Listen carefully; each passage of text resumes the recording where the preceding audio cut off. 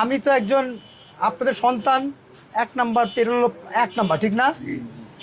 কিন্তু দ্বিতীয়ত তো একটু ছোটোখাটো রাজনীতি করি, বিএনপির একটা ক্ষুদ্র কর্মী, তো ছোট একটা কর্মী হিসাবে আমার মনে হয় একটা দায়িত্ব আছে যে আমাদের নেতা তারেক রহমান সাহেবের বার্তাগুলো পৌঁছায় দেওয়া। ওনার যে মেসেজ যেগুলা উনি পরিকল্পনা করছে বাংলাদেশের জন্য, আমাদের গ্রামে অঞ্চলে কিন্তু মানুষজন সব কিছু জানে না।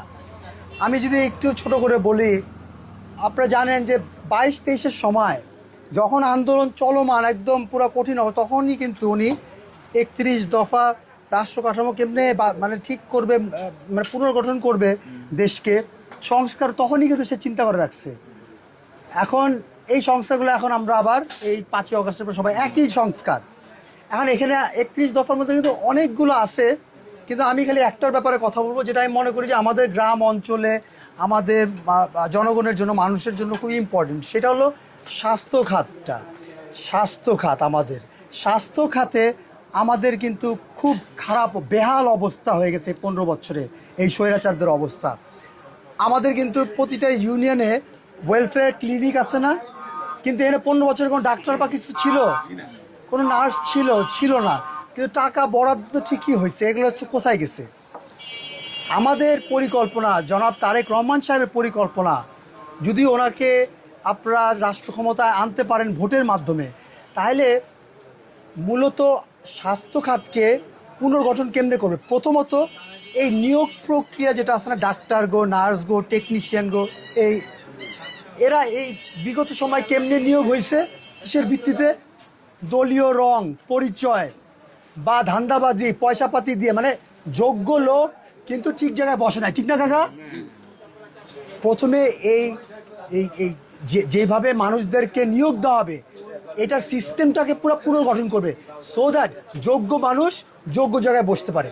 দ্বিতীয়ত আরও বেশি ইম্পর্টেন্ট হলো, এই যে আমাদের যে ইউনিয়নের যে ওয়েলফেয়ার ক্লিনিকগুলো আছে, এগুলাকে নতুন করে করা প্রতিটা ইউনিয়নে, এখানে ডাক্তার নিয়োগ দেওয়া এবং নার্স নিয়োগ দেওয়া।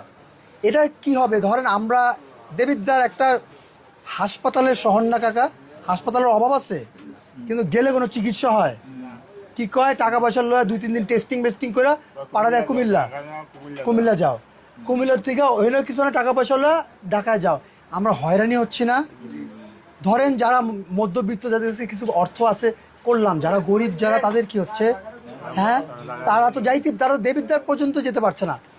এই ওয়েলফেয়ার ক্লিনিকগুলো যদি আমরা পুনর্গঠন করতে পারি, তাহলে আমরা প্রাথমিক যেই চিকিৎসাটা আমাদের লাগবে, সেই চিকিৎসাটা কিন্তু আমরা ইউনিয়নে এই মেডিকেল সেন্টারে পাবো।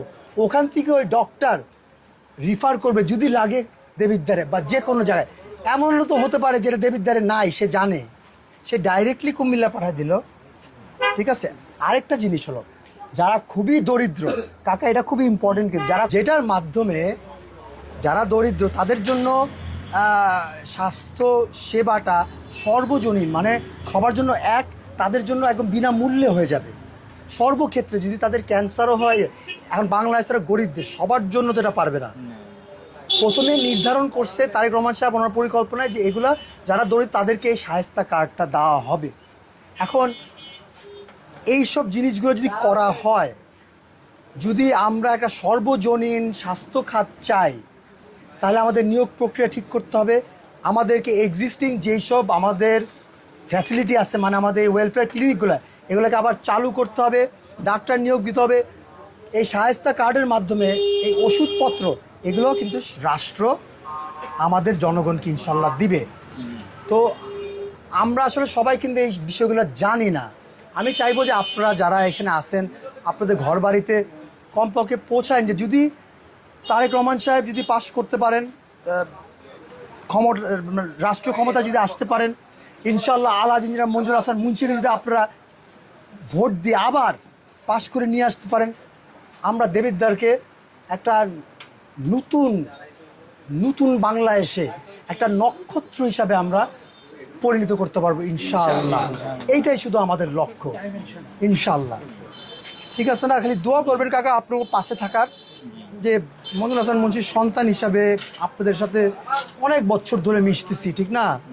একটা আত্মার সম্পর্ক আছে, কিন্তু এখানে রাজনীতি বাদ দেন, আমি যদি রাজনীতি আমগো পরিবার যদি রাজনীতি নাও করে, আমরা কি আপনাকে পাশে থাকুন না? আপনারা কি আমগো কাছে আইবেন না? আমগো বাড়িতে আইবেন না একটু ঘুরতে? আমগো মসজিদে একটু নামাজ পড়তে আইবেন না? আইবেন না? ঠিক আছে না? তো এই সন্তানের আমার দাবি যে আমাকে আপনারা কিছু করার সুযোগ দেন, সুযোগ দেন কিছু করার। এটা রাজনীতির সাথে জড়িত নয়। আমি আপনাদেরকে বুঝাচ্ছি যে আমি আপনাদের পাশে ভাই আছি, আমার পরিবার আছে, আমার বাবা যেভাবে ছিল সবসময় সবসময় সবসময় থাকবে ইনশাল্লাহ। সবসময় মনে রাখবেন, আমাদের যে সরকারি হাসপাতাল দেবিদ্বারে, সরকারি হাসপাতাল একমাত্র মাইল ফলক মানে জনক একটা কাজ কে করছে? 50 শয্যা সুবিধা, 50 শয্যার সুবিধাটা কে করে দিয়ে গেছে? আলহাজ ইঞ্জিনিয়ার মঞ্জুর হাসান মুন্সি। তারপরে একটা টোকা উন্নয়ন দেবিদ্বার সরকারি হাসপাতালে হয় নাই। কেন? আমরা কি ট্যাক্স দেই নাই? সরকার কি উপজেলা এমপির কাছে, চেয়ারম্যানের কাছে টাকা দেয় নাই? স্বাস্থ্য মন্ত্রণালয় কি টাকা দেয় নাই? টাকাগুলা গেছে কোথায়? এগুলার তো বিচার লাগবে। এবং আমরা দেবিদ্বারকে এইভাবে চলতে দেয়া যাবে না। দেবিদ্বার একটা উন্নয়নের জায়গা। আসসালামু আলাইকুম, ভালো আছেন? উন্নয়নের জায়গা, ঠিক না? আমরা চাই দেবিদ্বার আবার উন্নয়নের জোয়ার বয়ে যাক, উন্নয়নের জোয়ার বয়ে যাক, এইটাই আমরা চাই। রাস্তাঘাট, স্কুল আরো আরো আরো চাই আমরা।